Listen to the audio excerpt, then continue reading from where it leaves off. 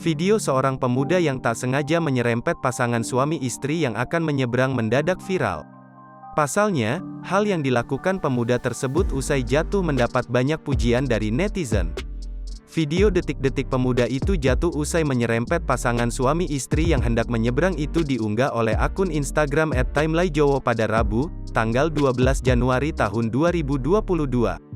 Dalam rekaman CCTV itu memperlihatkan jalan raya yang tak terlalu besar.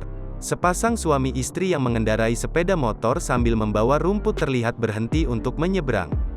Lalu saat akan menyeberang, tiba-tiba ada pemuda yang mengendarai motor KLX dengan kecepatan tinggi. Pemuda itu langsung menyerempet pasangan suami istri tersebut. Beruntung suami istri itu tidak jatuh dan berhasil minggir. Sedangkan pemuda pengendara KLX itu terpental jatuh di jalan.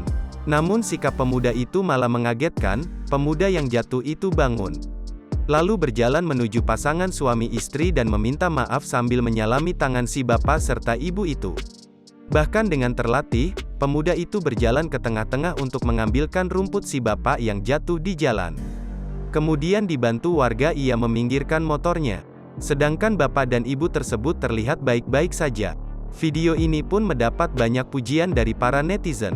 Belum diketahui pasti di mana kecelakaan ini terjadi. Namun dari keterangan yang ditulis pengunggah, pemuda itu merupakan salah satu anggota komunitas Perganas atau Persatuan Garangan Nasional.